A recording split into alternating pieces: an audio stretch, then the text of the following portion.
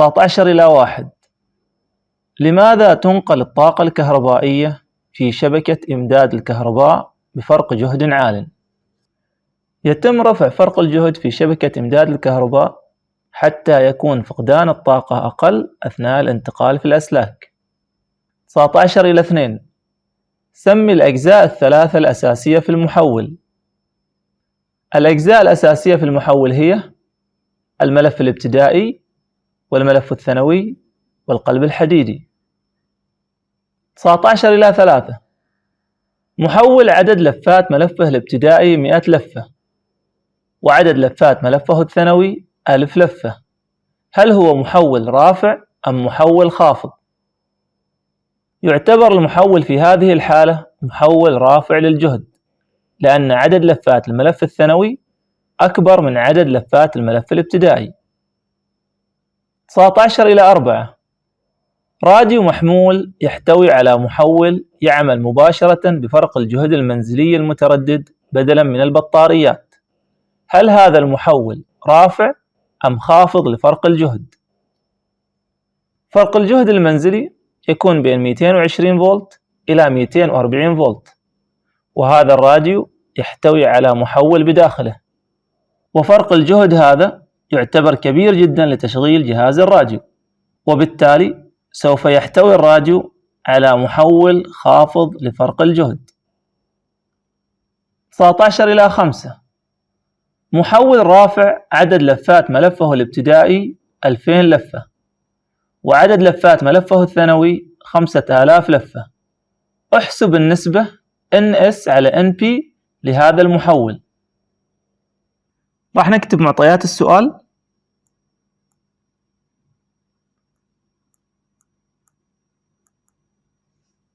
أعطاني عدد لفات الملف الابتدائي 2000 لفة، إذن NP تساوي 2000 لفة. ثم أعطاني عدد لفات الملف الثانوي 5000 لفة، إذن NS تساوي 5000. ثم المطلوب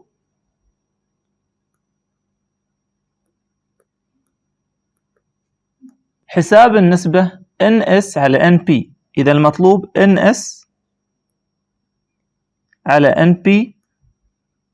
كم راح تساوي؟ إذا طريقة الحل نكتب القانون NS/NP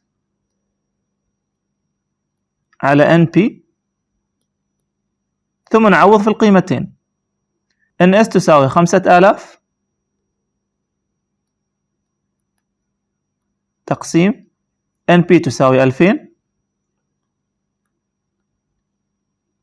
نقسم 5000 على 2000 راح يظهر الناتج عندي يساوي 2.5. إذن 2.5 هي النسبة بين NS/NP. 19/6.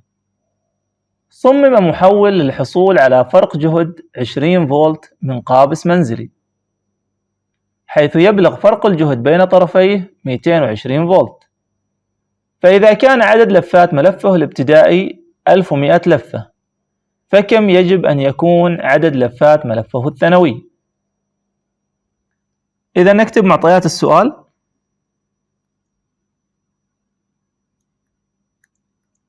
إذا في السؤال أعطاني صمم محول للحصول على فرق جهد 20 فولت.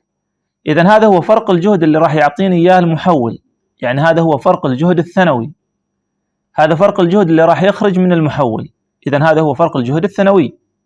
إذا VS راح تساوي 20 فولت. ثم حيث يبلغ فرق الجهد بين طرفيه 220 فولت، إذا 220 فولت هو فرق الجهد الداخل إلى المحول، يعني هو فرق الجهد الابتدائي. إذا VP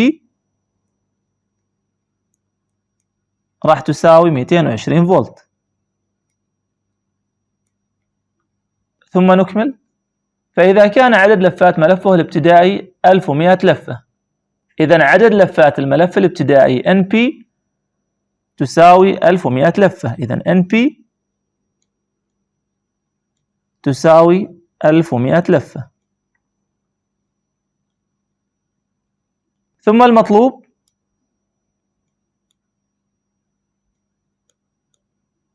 كم يجب أن يكون عدد لفات الملف الثانوي؟ إذا المطلوب NS كم راح تساوي؟ نأتي إلى طريقة الحل. من خلال معطيات السؤال نلاحظ أن العلاقة بين فرق الجهد وعدد لفات الملف. إذا نقوم بكتابة قانون المحول الذي يربط بين فرق الجهد وعدد لفات الملف، والقانون كالتالي: VP على VS يساوي NP على NS. ثم نعوض، ثم نقوم بالتعويض. VP تساوي 220 فولت تقسيم VS 20 فولت يساوي، ثم NP راح تساوي 1100 لفة تقسيم NS وهو المطلوب. ولإيجاد NS نقوم بعملية الضرب التبادلي بهذا الشكل، بحيث نضرب المتقابلين في الضرب التبادلي هو 1100 تقابل 20، هذا نقوم بعملية الضرب بينهم، ثم نقسم على الباقي اللي هو 220 فولت. إذا ال NS تساوي، نضرب المتقابلين 1100 ضرب 20 تقسيم الباقي من الضرب التبادلي اللي هو 220 فولت. وأثناء كتابة العلاقة بالحاسبة نضع أقواسنا لكي تكون العلاقة صحيحة. إذا نضرب 1100 ضرب 20، الناتج نقسمه على 220، راح يظهر عندي عدد لفات الملف الثانوي يساوي 100 لفة. ويجب أن تكون عدد لفات الملف الثانوي أقل من عدد لفات الملف الابتدائي، لأن عندي فرق الجهد الثانوي أقل من فرق الجهد الابتدائي، ونحن نعرف أن العلاقة بين فرق الجهد وعدد لفات الملف علاقة طردية، يعني في هذه الحالة فرق الجهد قل، إذن أيضا عدد لفات الملف أيضا لازم تقل. 19/7 ألف. ما وظيفة القلب الحديدي في المحول الكهربائي؟ يقوم القلب الحديدي بنقل المجال المغناطيسي المتغير من الملف الابتدائي إلى الملف الثانوي. باء. لماذا يجب أن يكون القلب الحديدي للمحول من مادة مغناطيسية مطاوعة؟ لأن المادة المغناطيسية المطاوعة تتمغنط بسهولة وتفقد مغنطتها بسهولة. 19/8 لماذا لا يعمل المحول مع تيار كهربائي مستمر؟ لأن المجال المغناطيسي لا يتغير في القلب الحديدي عند مرور التيار الكهربائي المستمر في الملف الابتدائي، وبالتالي لا تكون هناك قوة دافعة كهربائية محدثة في الملف الثانوي، ونحتاج في ذلك إلى وجود تيار كهربائي متردد.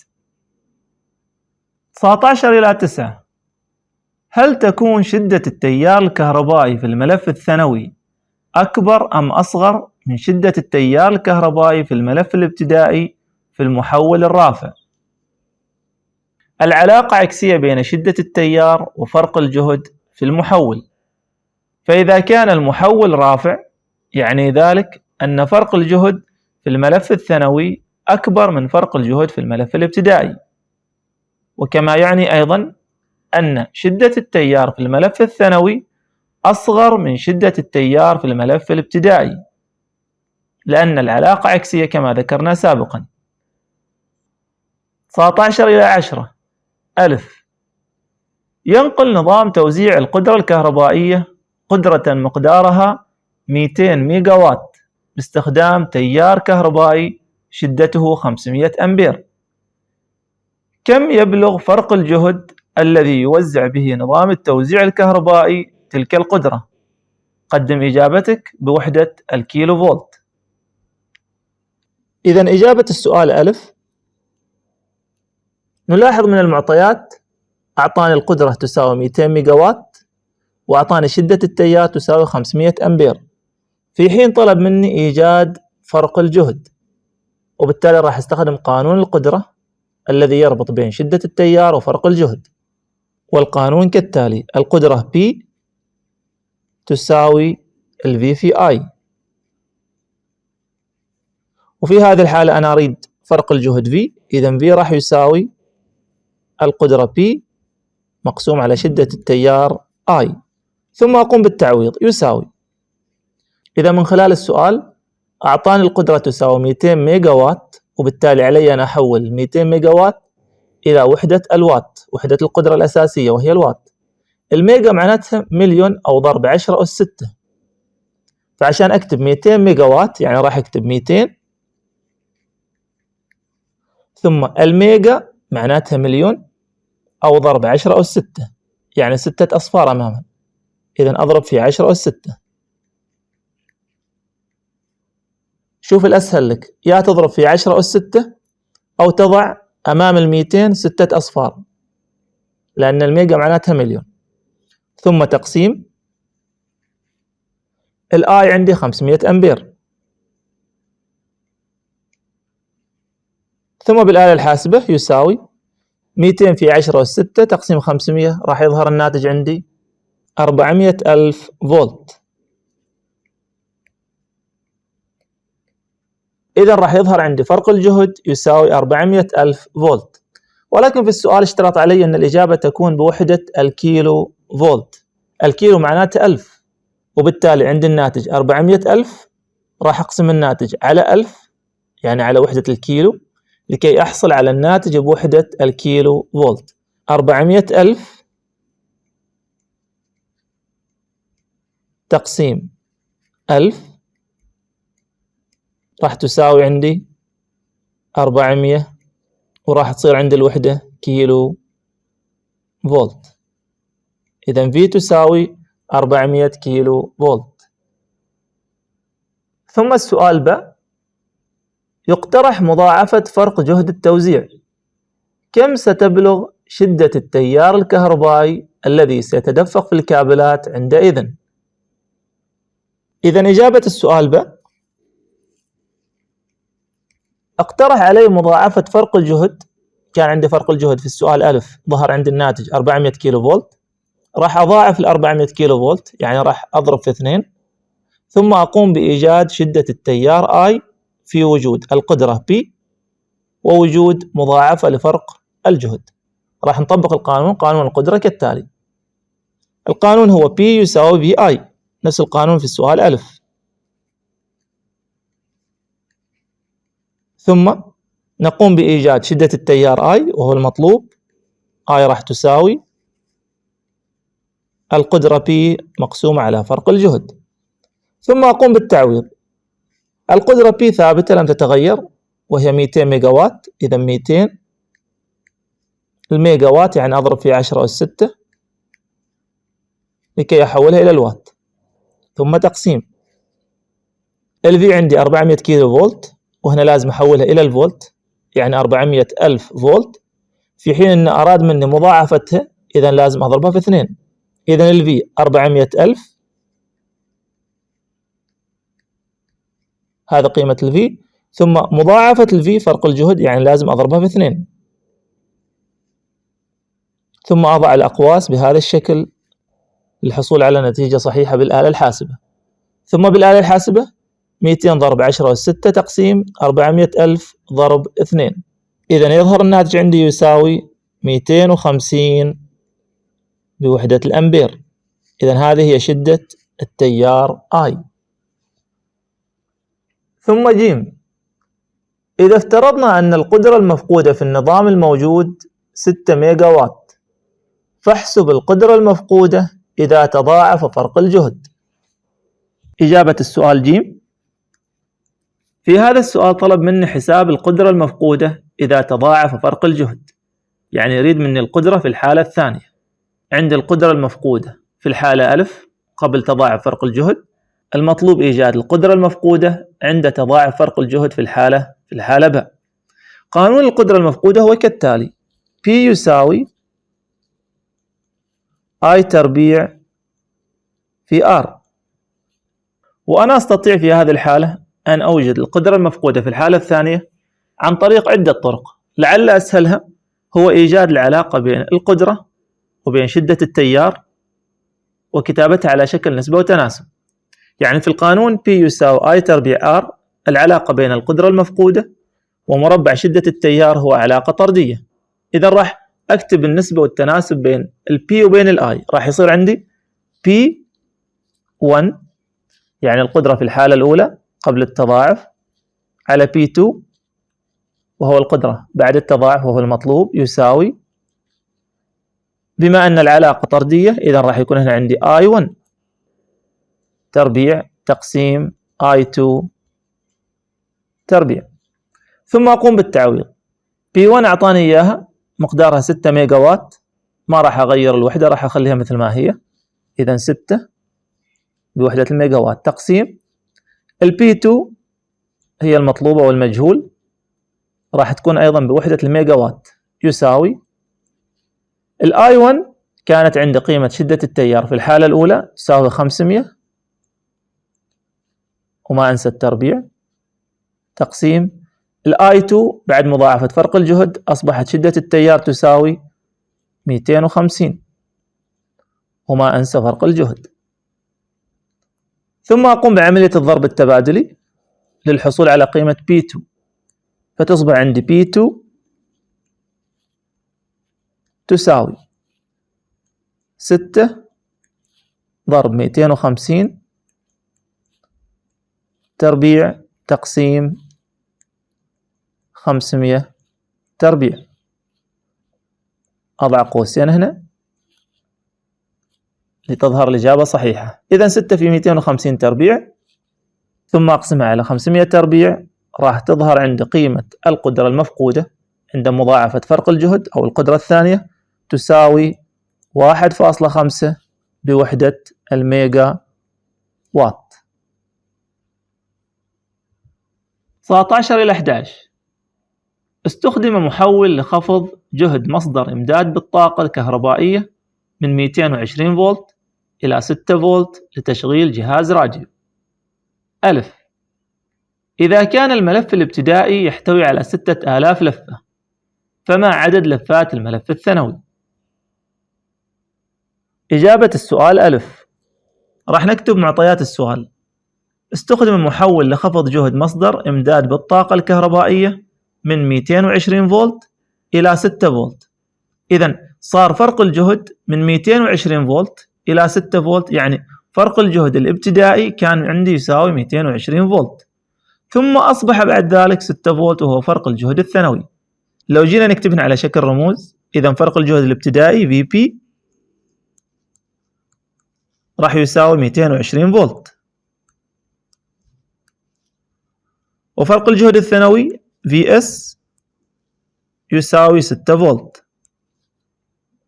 ثم في السؤال ألف: إذا كان الملف الابتدائي يحتوي على 6000 لفة، إذن هذا هو الملف الابتدائي أو عدد لفات الملف الابتدائي. إذن NP تساوي 6000 لفة. المطلوب كم عدد لفات الملف الثانوي وهي NS. NS هي المطلوبة. إذا من خلال معطيات السؤال أستطيع إيجاد NS من خلال كتابة قانون المحول الذي يربط بين فرق الجهد وعدد لفات الملف المحول. إذا راح نكتب القانون VP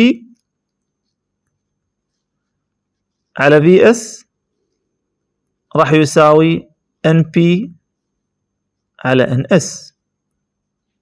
ثم أقوم بالتعويض. VP عندي 220 فولت تقسيم VS 6 فولت يساوي NP عندي 6000 لفة تقسيم ال NS هو المطلوب. ثم أقوم بعملية الضرب التبادلي بهذا الشكل. أضرب المتقابلين وأقسم على الباقي، يعني راح يساوي عندي NS. المتقابلين عندي 6006، إذن 6000 ضرب 6 ثم تقسيم 220، وما أنسى الأقواس سنة. بالآلة الحاسبة 6000 ضرب 6 تقسيم 220 يظهر الناتج يساوي 0.3.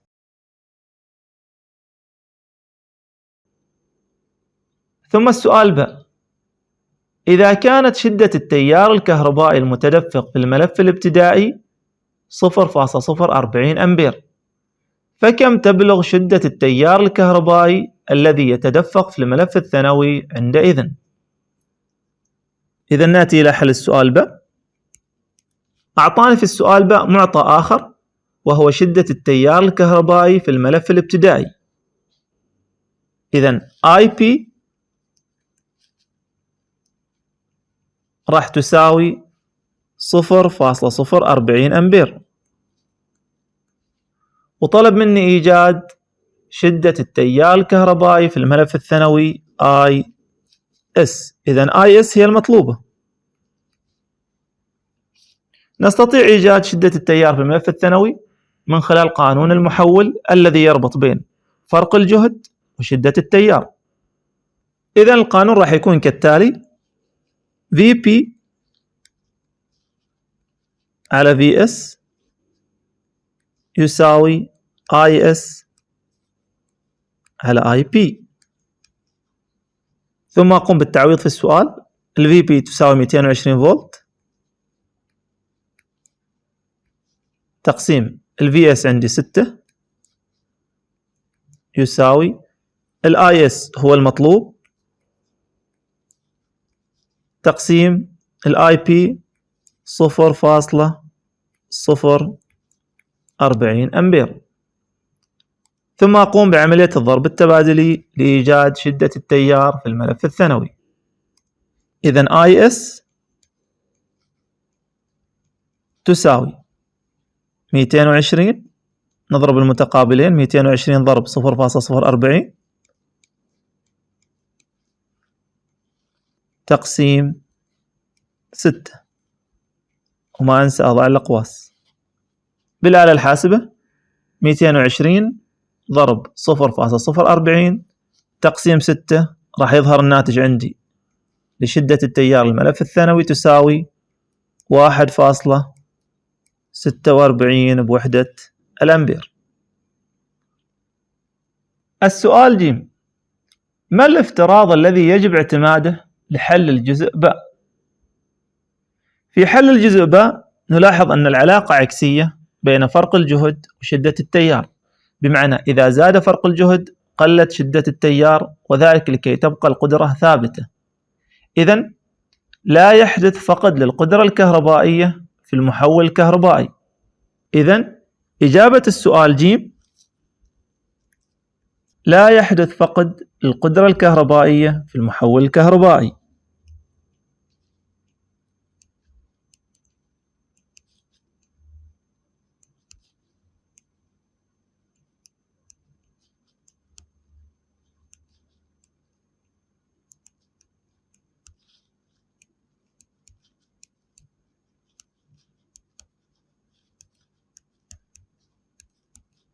أو نستطيع أن نقول أن كفاءة المحول تساوي 100% تقريبا.